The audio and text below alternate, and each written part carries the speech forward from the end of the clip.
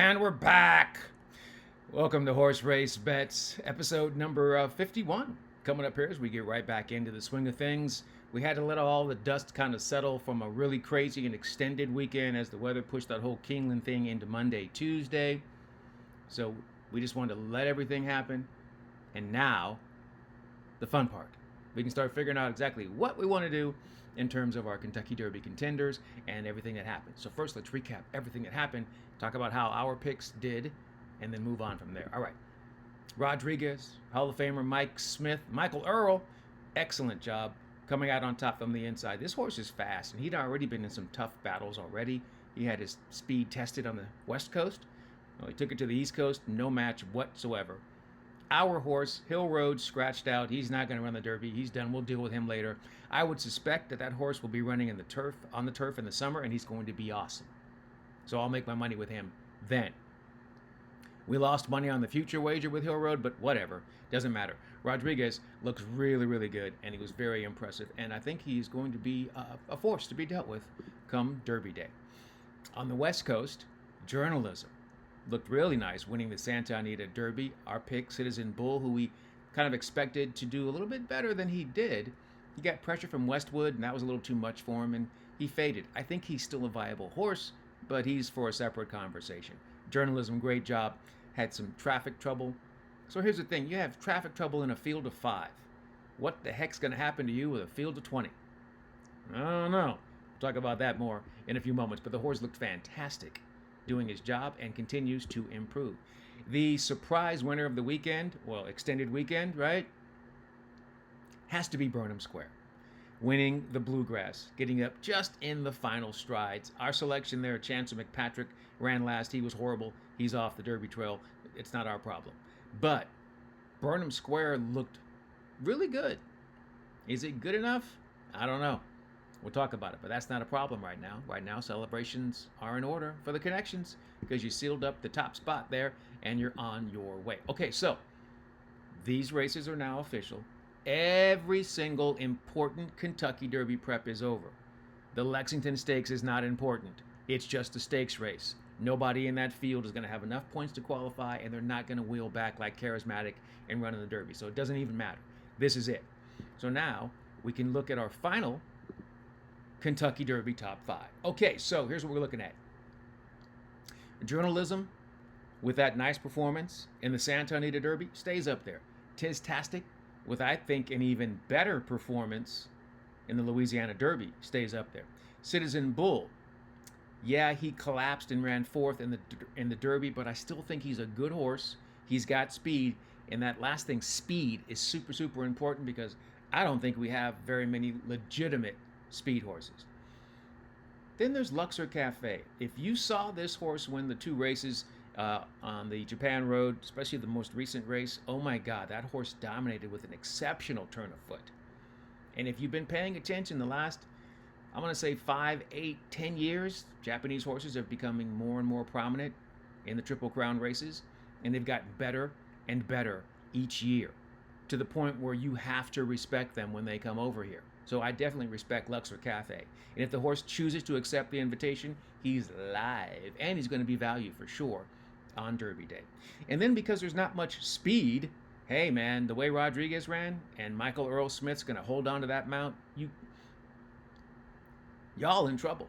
You're not going to outbreak him, that's for sure. There better be some crazy nonsense that happens in order for Mike to not be on the front end with that horse. And so that's our Derby top 5. You don't need 10 because that's a waste of time. You're just trying to make content. 10 horses? Come on, man. You don't need 10 horses, especially at this point. 5 is just fine. So with that, for the next, 23 days, right? All we're going to do is track these horses and see exactly how they are training, right? How they're doing coming into the big race. Because whatever they do, they've already shown you what they do, right? They have shown you what they're capable of, and they've shown you that Journalism, he's a closer with a great turn of foot. Tistastic, closer with a great turn of foot. Citizen Bull, speed, likes to fight. Luxor Cafe, presser, incredible turn of foot. Rodriguez, speed, now horse, fresh horse, still learning, still developing. dangerous from that spot. So now, since we're going to be chilling for the next 20 some odd days, we start thinking about what we're looking for. All we're doing is watching our horse train up and making sure everything is going well. And the trainers will let us know, right? Because if things aren't going well, they will have to go. But that also means that we have to start taking a look at what this Derby picture actually looks like, what the horses will look like, and what the gate will look like on that first Saturday in May. So we go to our final look at the Kentucky Derby points leaderboard. And now we can start making decisions. Look, if you've been following this at all, you know that certain horses are just not going to be here.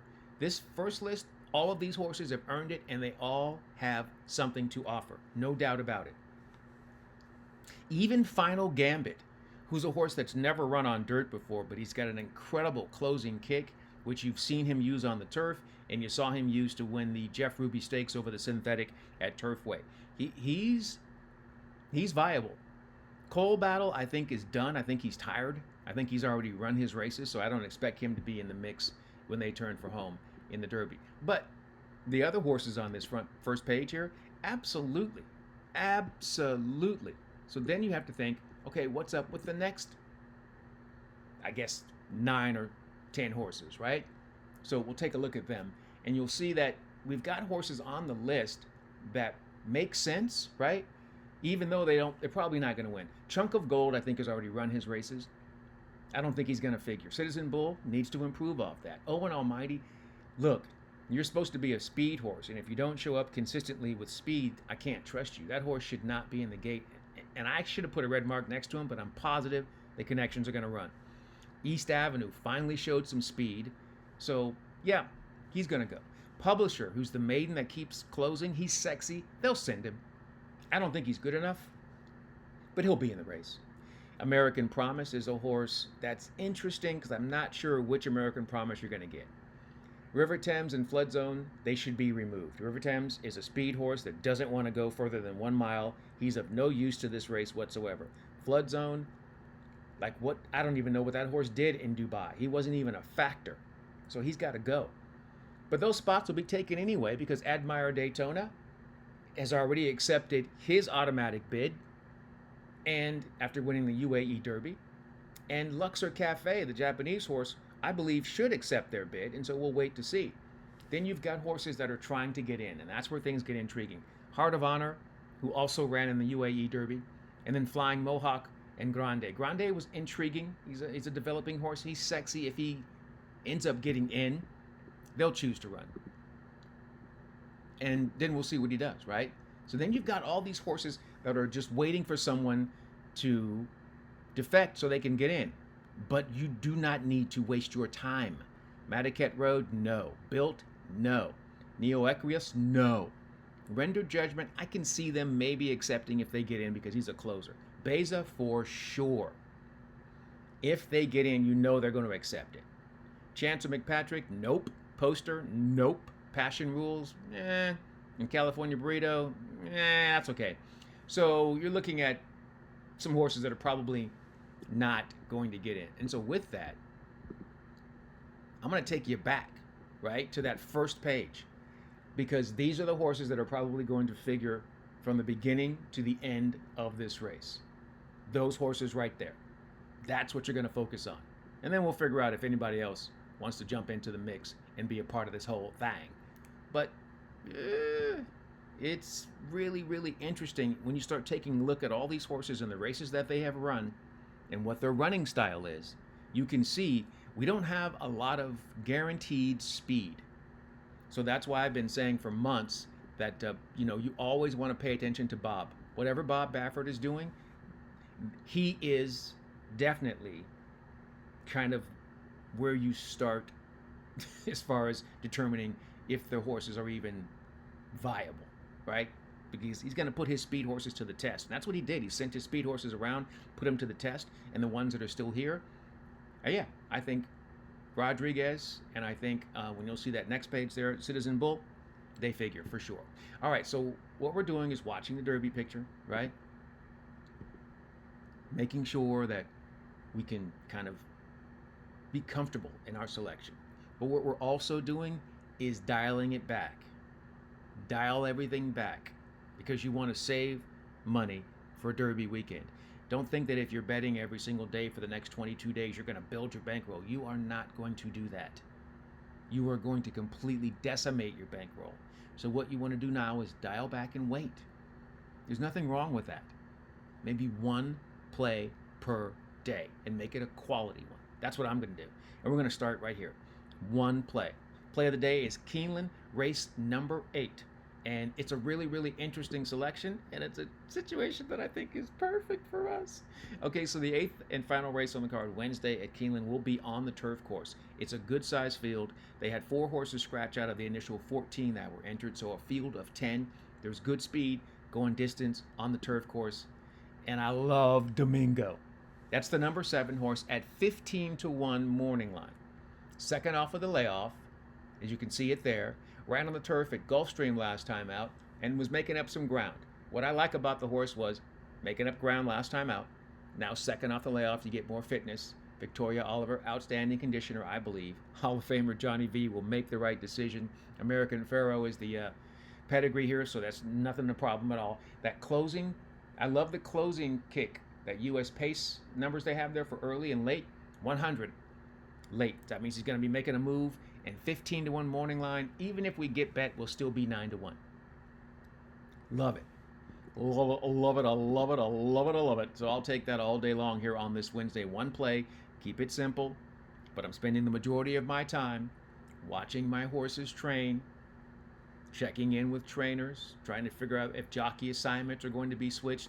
And then by the time we get to April the 26th, right? That's the deadline. All the entries have to be in, so the European and Japanese connections have to have accepted their invitation by then, and that 20 horses will pretty much start to take shape right around then. And then you're just hoping that your horse doesn't get hurt or sick, right? And then that changes everything. We always know there's going to be at least 1 or 2 horses that are going to have an issue leading up to the Derby. You're just praying it's not your top pick. All right. So that's going to do it here as we're back in the mix on horse race bets. In the meantime, in between time, and until next time, I will see you then. And until then, good luck and enjoy whatever you're into.